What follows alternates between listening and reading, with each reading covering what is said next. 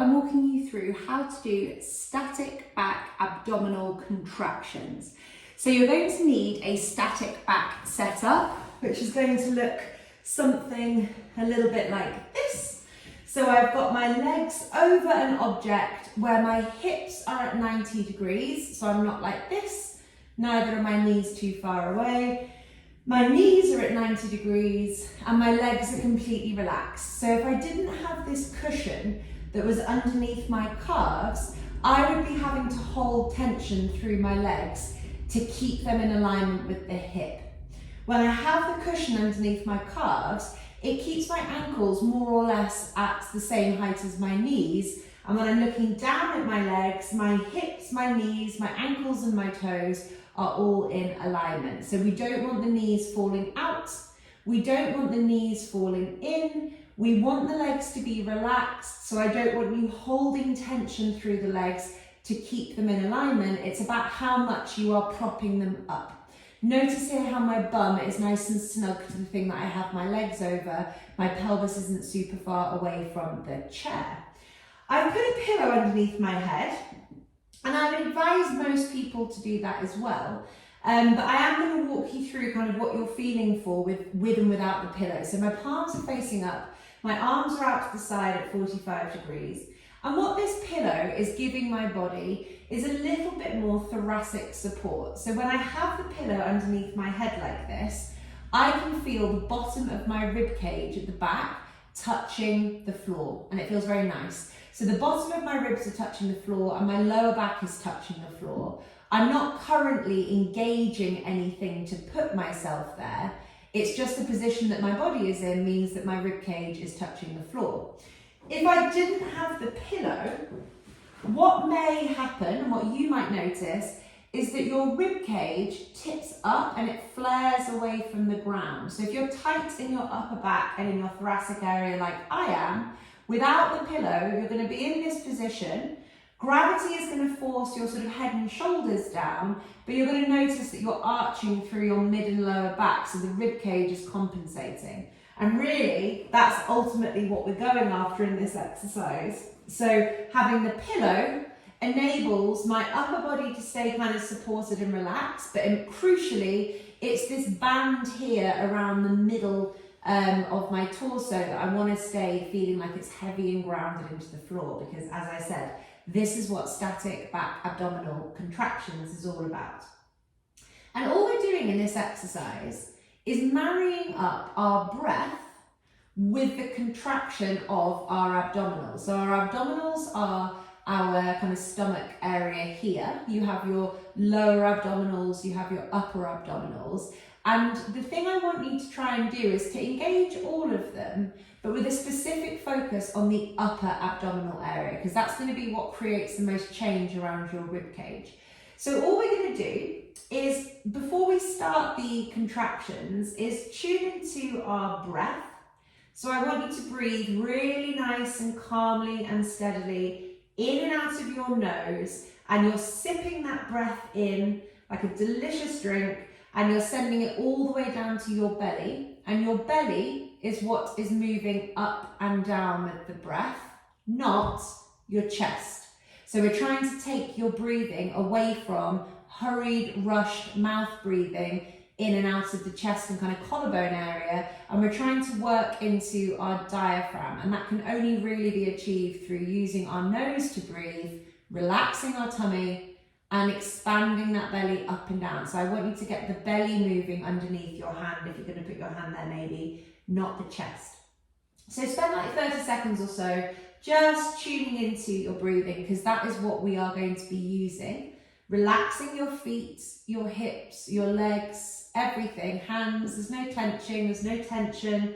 You're not clenching your teeth or your jaw or anything like that. It should just feel nice and relaxed and supported if this exercise suits you. And then what you're going to do is you're going to fully inhale, and by fully inhaling, your breath shouldn't get louder, okay? So breathing deeper doesn't mean breathing more loudly, it just means breathing more deeply. So you're breathing nice and deeply in and out of your nose, sending it to your belly, but it's still quiet. There's no, like, we're not gasping, because that's really not going to be helpful for our nervous system. But you're going to breathe in deeply and expand your belly. Fully exhale through your nose. And when you've got all of the breath out of your belly on that exhale and your belly is deflated like a balloon, at that point, what I want you to do is engage your abdominals, and you're going to slightly pull your rib cage down to the floor. So it's like this tightening downwards through the rib cage. It's not your pelvis shunting backwards. It's not, I'm not lifting up my bum. Can you see there how I'm sort of tucking my pelvis? That's my lower abdominals doing that sort of movement.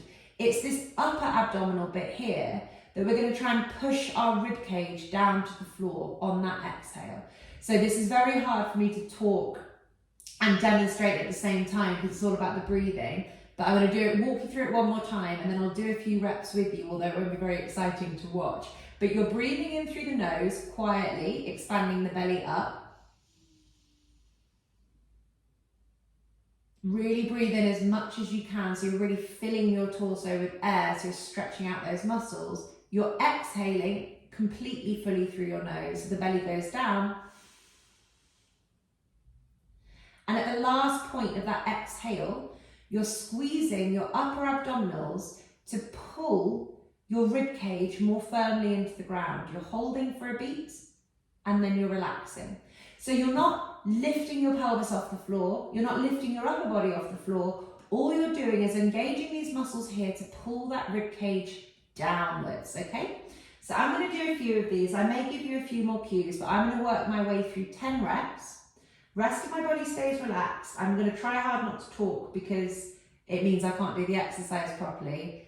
Breathing in fully into the nose, expanding the belly as much as it will go. Breathing out fully from the nose, deflating the belly as much as it will go. And on that last bit of deflation, you're squeezing the upper abdominals downwards to help balance out a rib cage rotation, rib cage disparity, but possibly tightness through the lower back as well if the rib cage is wonky. So off we go.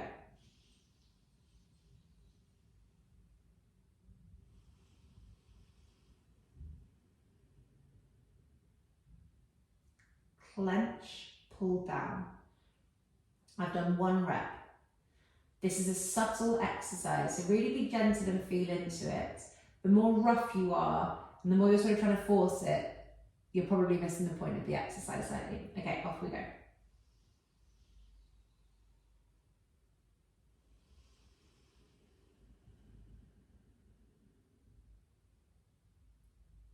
Clench, hold, release. That's 2.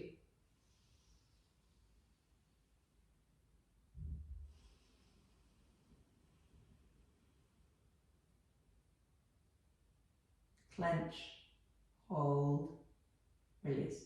I can really feel this changing my rib cage and lower back actually. This is great.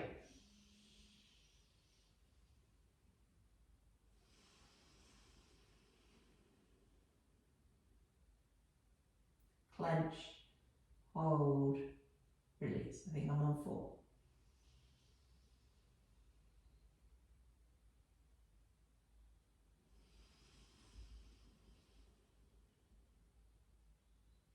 Clench, hold, release. That's 5. So I'm only going to do 10, but I want us just to check in with the cues. Are your legs relaxed? Are you maintaining relaxation through your jaw, your neck and your hands? And do you feel like the back of your neck is long, or do you feel like you're tilting your head backwards and hyperextending your spine? You're trying to almost give yourself like a double chin when you're doing this exercise. And if it's really hard to do it, give yourself an extra pillow, okay? Have enough pillows that the back of your neck and upper back feels long and that the rib cage is grounded. Okay, final 5, off we go.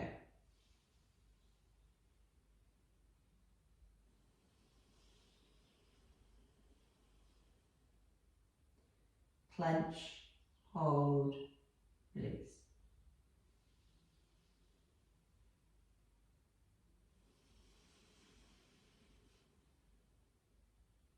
clench, hold, release. 7.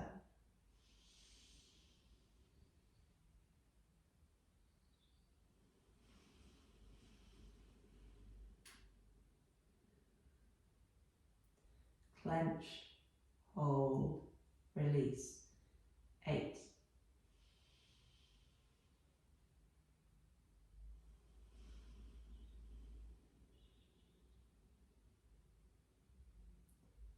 Clench, hold, release. 8.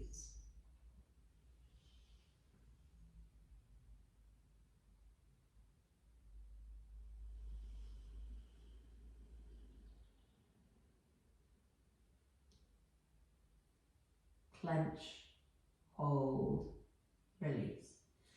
And relax off there. So we've done 10 reps. I don't know about you, but I can really feel sort of some tension that I have in my right thoracic area releasing there. I can feel my shoulders are wanting to move backwards behind me. The movement felt more balanced. That is a great exercise, and that is one that I probably need to do a little bit more of. I would say with this exercise, as with all of the exercises, it's about taking your time, being mindful, and it's about subtlety. So the more aggressively you breathe, the more loudly you breathe, the more you're just trying to rush and hurry your way through the exercise, the more likely you are to not actually create the change that you want to create. So if you're, push for time, do half as many reps, twice as well, and that's going to be much more beneficial for your body. So that was static back abdominal contractions, very, very good for releasing tightness around the kind of mid-back, thoracic imbalance, but I also feel more level through my pelvis because I've changed that thoracic imbalance.